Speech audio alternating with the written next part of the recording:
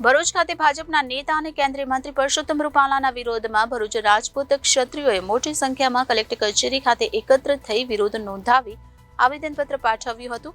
જો કે રૂપાલાના પુતળા દહનનો કાર્યક્રમ પોલીસે નિષ્ફળ બનાવ્યો હતો, જેમાં પોલીસ અને આગેવાનો વચ્ચે ખેંચતાણના દ્રશ્યો પણ સર્જાયા હતા। ભાજપના નેતા અને પૂર્વ કેન્દ્રીય મંત્રી પરસોત્તમ રૂપાલા સામે સમગ્ર ગુજરાતમાં ક્ષત્રિય સમાજ દ્વારા જબરજસ્ત વિરોધ કરાઈ રહ્યો છે। રાજ્યમાં ઠેર ઠેર રૂપાલાનો રાજપૂત સમાજ દ્વારા વિરોધ કરાઈ રહ્યો છે, ત્યારે ભરૂચ જિલ્લા રાજપૂત સમાજના આગેવાનો અને સમાજના ભાઈઓ બહેનો મોટી સંખ્યામાં પ્રથમ રાજપૂત ક્ષેત્રાલય ખાતે એકત્ર થઈને બેઠક કરી હતી, જે બાદ કલેક્ટર કચેરી ખાતે પહોંચ્યા હતા, જ્યાં જિલ્લા નિવાસી કલેક્ટર NM ધાંધલને આવેદનપત્ર આપીને રૂપાલાની ટિકિટ રદ કરવાની માંગ સાથે ભારે સૂત્રોચ્ચાર કરીને વાતાવરણ ગજવી મૂક્યું હતું। જ્યારે સમાજ દ્વારા રૂપાલાના પુતળાનું દહન કરવા જતા પોલીસે જોઈ જતા પીઆઈ સહિતના અધિકારી અને આગેવાનોમાં દોડધામ સાથે પુતળાની ખેંચતાણના દ્રશ્ય પણ સર્જાયા હતા। જોકે પોલીસે પુતળાને પોતાના કબજામાં લઈને પુતળા દહનના કાર્યક્રમને નિષ્ફળ બનાવ્યો હતો। વિરોધ કાર્યક્રમમાં રાજપૂત સમાજ અગ્રણી વીરપાલસિંહ અઠુદરિયા સહિત અન્ય અગ્રણીઓ અને ખૂબ મોટી સંખ્યામાં રાજપૂત સમાજના ભાઈઓ બહેનો ઉપસ્થિત રહ્યા હતા। એકવાર ભૂલ કરે તેને ભૂલ કહેવાય, બીજી વાર કરે એને ગુનો કહેવાય અને વારંવાર કરે એને કાયદાની ભાષામાં હેબિચ્યુઅલ ઓફેન્ડર કહેવાય।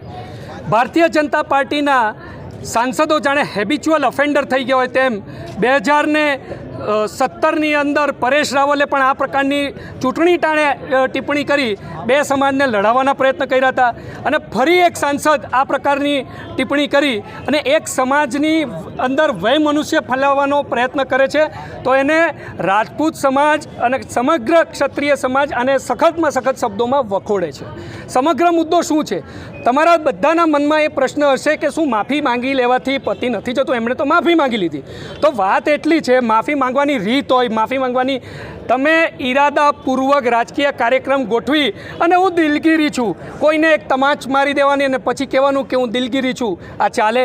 આ તો સમગ્ર સમાજની લાગણી દુભાઈ હોય ત્યારે સમગ્ર સમાજની માફી માંગવી પડે, સમાજનું સંમેલન બોલાવવું પડે, પણ તમે ઈરાદાપૂર્વક એક રાજકીય કાવતરું કરી અને સમાજને અંદર શાંતિ અને દુર્વ્યવહાર દોડવાનો પ્રયત્ન કર્યો, તે બદલ તમારી સામે સખતમાં સખત ઉગ્ર વિરોધ રાજપૂત સમાજ નોંધાવે છે। આગામી દિવસોમાં અમે અત્યારે અમારી માંગણી 3 પડતર માંગણી અમે સમાજ વતી કલેક્ટર સાહેબના મારફતે સરકાર અને ભારતીય જનતા પાર્ટી સુધી પહોંચાડી છે। અમારી 3 માંગણી શું છે?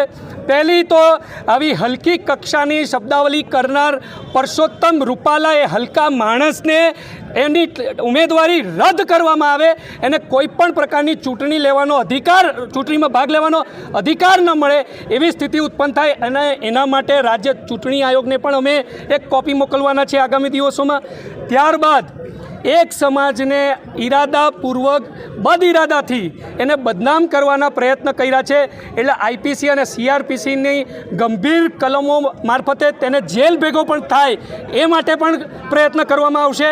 અને ત્યારબાદ CM અને PM નરેન્દ્ર મોદી સાહેબને પણ સરકારશ્રીના માધ્યમથી અમારી એક વિનંતી છે કે 2014માં એક વાયદો કોણીએ ગોળ આપ્યો હતો રાજપૂત સમાજને કે રજવાડાનું ભવ્ય મ્યુઝિયમ સ્ટેચ્યુ ઓફ યુનિટી ખાતે બનાવવામાં આવશે।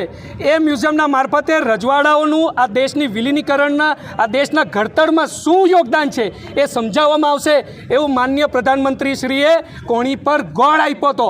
આજે દુઃખ સાથે કહેવું પડે છે કે તેની જમીનનો એક ટુકડો પણ લેવામાં નથી આવ્યો એવી સ્થિતિ છે કે રાજપૂત સમાજ જ્યારે 10 વર્ષથી પણ ખૂબ શાંતિથી સહન કરે છે, 80% રાજપૂત સમાજ જ્યારે આ જ ભારતીય જનતા પાર્ટીના મતદાર હોય તો એવા સંજોગોમાં આ ભારતીય જનતા પાર્ટીના મતદારો ખસશે એની તમને બાહેંધરી આપીએ છીએ અને આગામી દિવસોમાં જ્યાં જરૂર પડે ત્યાં તમામ પ્રકારના વિરોધ નોંધાવવાના પ્રયત્ન કરવામાં આવશે। ગંભીર નોંધ લે, ખોટું બોલવાની ટેવ પડી ગઈ છે, આ કઈ પગલા લેતા નહીં એનું કારણ છે। આ બધા ટોરે થાવ એના કરતા કરી બદલાવો એ મહત્વનું છે। બધા ટોરે થાવ ને રૂપાલાની ટિકિટ ના કાપો, રૂપાલાને જ કાપી કાઢો, એ જ મહત્વનું છે। હવે જે કઈ કરો ને પાકો નિર્ણય કરો। જય શ્રી રામ। એ મહત્વનું છે, ટોરે થવાની જરૂર નહીં। Reporter Viral Gohil, Janadesh news, Bharuch.